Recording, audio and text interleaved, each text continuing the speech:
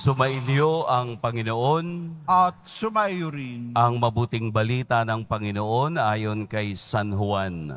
Papuri sa iyo, Panginoon.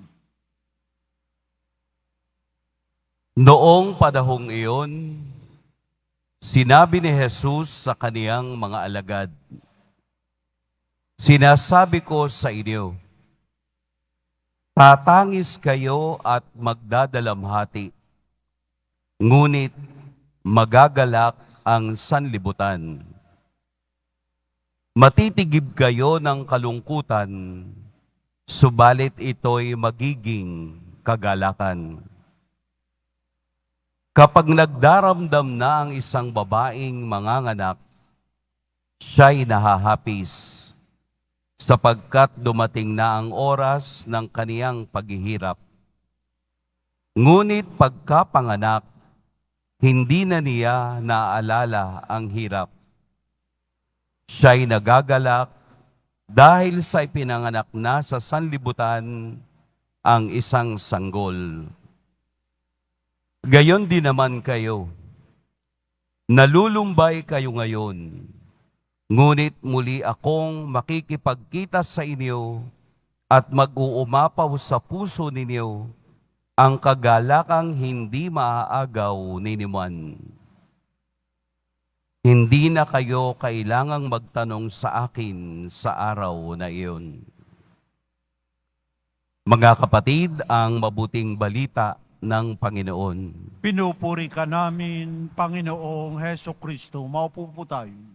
Magandang umaga po sa lahat. Atin pong purihin at dakilain ang ating poong Jesus Nazareno.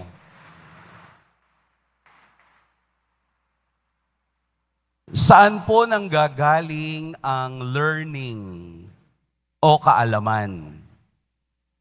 Minsan nanggagaling po ito sa ating karanasan.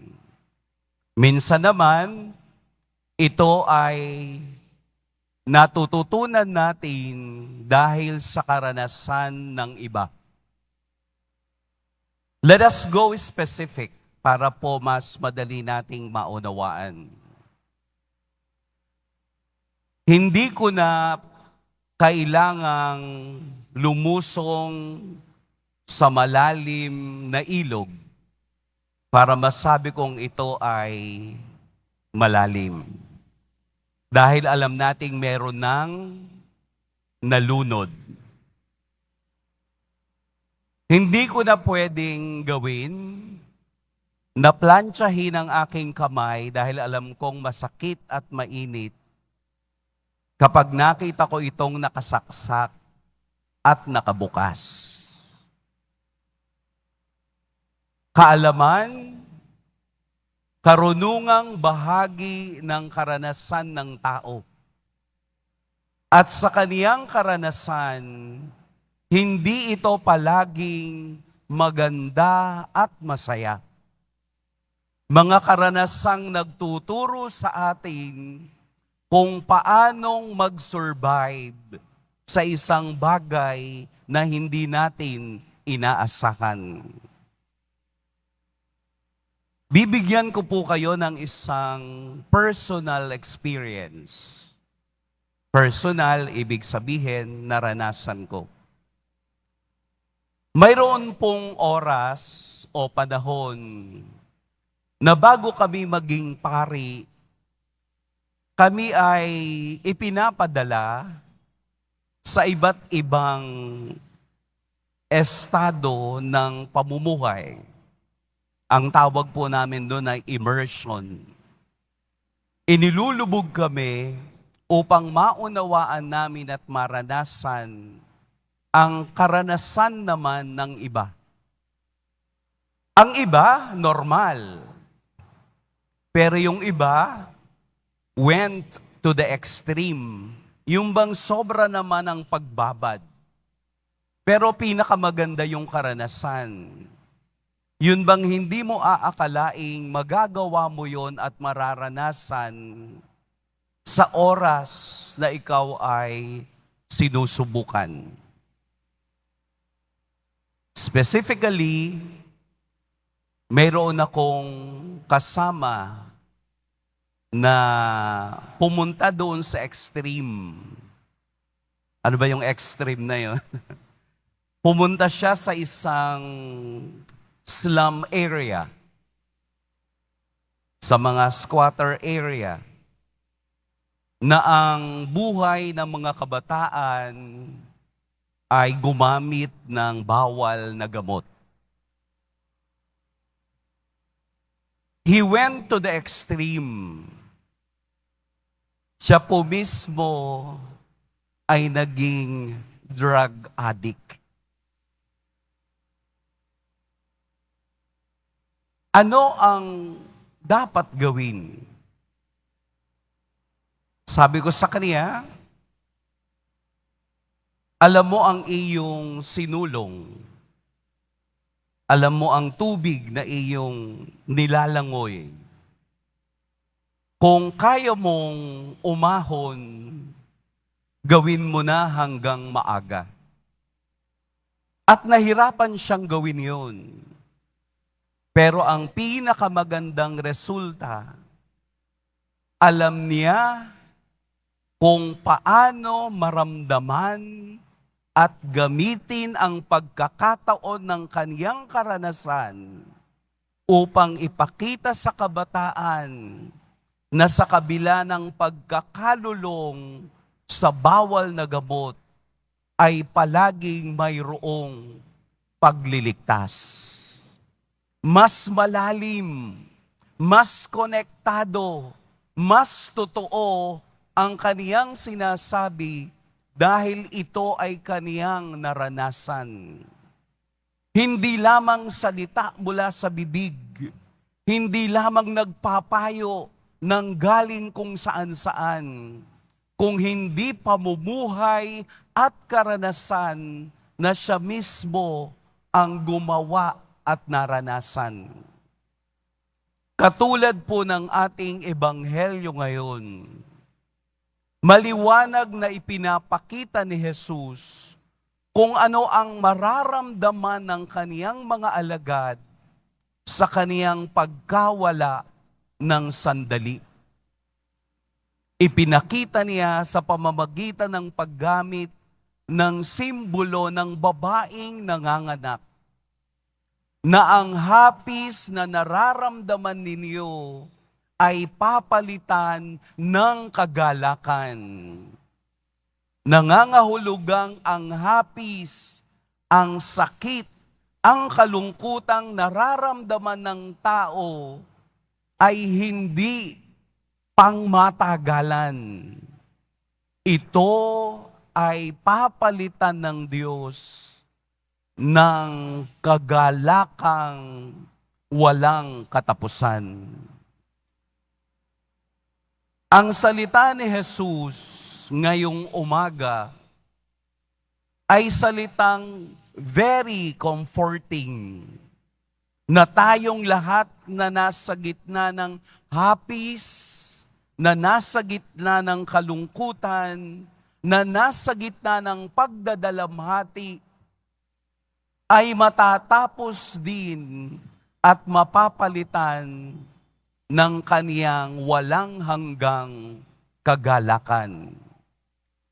Kung iyon ay kaya nating yakapin, kung iyon ay kaya nating harapin, kung iyon ay kaya nating pagtagumpayan, mararanasan natin ito sa ating buhay kung papaanong ang bawat isa ay mayroong karanasan ng hapis at sakit. Pero itong bagay na ito ay pupunta sa pagpapala. Lahat ng sakit na nararamdaman nating lahat, kung alam nating gamitin ito at damhin ito, ay magiging kasangkapan ng pagpapala ng Diyos. Dahil hindi siya pangmatagalan. Ang nangyayari lamang sa atin ay kabaliktaran. We are being controlled by the pain that we feel. Instead, us controlling the pain. Yun yung kabaliktaran. Kapag meron ka ng sakit na nararamdaman, pagdadalamhati, ginugupo ka na nito. Kesa tingnan mo ito bilang enerhiyang nagbibigay sa'yo ng mas lalong lakas pa upang magpatuloy sa buhay.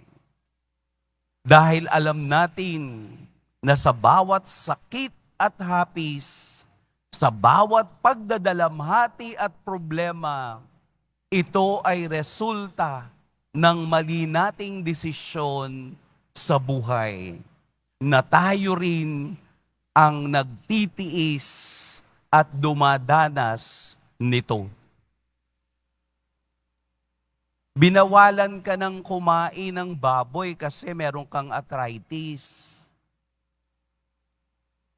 Diba? Binawalan ka ng manigarilyo kasi meron kang sakit sa puso. Sinabihan ka na ng ganitong bagay, pero gusto natin Gusto natin yung bagay na nagpapasakit sa atin. Kaya minsan, hindi natin nakikita na ang anguish o hapis o paghihirap ay isang biyayang ibinibigay ng Diyos dahil tayo'y nakikiisa sa kaniyang paghihirap sa krus. Hindi pa naman tapos ang lahat kapag tayo'y nagkaroon ng hapis o sakit. Masakit ang paa mo, hindi pa naman masakit ang kamay mo Paa pa lang. So ang nangyayari, nilalahat natin kapag may nararamdamang tayong sakit. Masakit ang mata mo, hindi naman masakit ang utak mo Mata lang. Ibig sabihin, yung bang madali tayong magupo ng bagay na sakit. Kaya binibigyan tayo ng comforting words ni Jesus ngayong araw. Malulumbay kayo ngayon, ngunit muli akong makikipagkita sa inyo at mag-uumapaw sa puso ninyo ang kagalakang hindi maaagaw ni numan. Ito ang kaibahan ng kagalakan sa kaligayahan. Ang kagalakan ay hindi naaagaw. Ang kagalakang ibinibigay ng Diyos ay nananatili sa lahat kung alam natin gamitin ang hapis o sakit na meron tayo upang ito'y mapalitan ng kagalakan ng Diyos. Ang lahat ng sakit, ang lahat ng hapis ay pakikiisa sa sakit at hapis ni Jesus nang siya'y nabayubay sa krus. At lahat ng iyan, kapag tayo'y nakatuon sa Diyos, ay mapapagtagumpayan kahit na mahirap ang buhay. Sapagkat ang tunay na sumusunod sa Diyos, kahit na masakit, ay nagpipilit, ginagampanan ang mga bagay na makalangit. Masakit ang ipin mo, smile ka lang. Wala nang makakaalam na masakit ang ipin mo. Masakit ang puso mo, smile ka lang. Walang nakakaalam na masakit ang puso mo. Masakit ang tuhod mo, baboy pa more. Smile ka lang. Gamitin mo naman ang kamay mo kung masakit ang tuhod mo. Maraming paraan. Maraming ibinibigay ang Diyos ng pagpapala sa sakit na ating nararamdaman. sa oras na kayo'y nakararamdam ng sakit at hapis, ito ay iaalay ninyo sa mga taong hindi kilala ang Diyos. Sa mga taong nahihirapan din at sa mga taong may pinapasan din upang sila'y magtagumpay din sa pagsunod sa Diyos.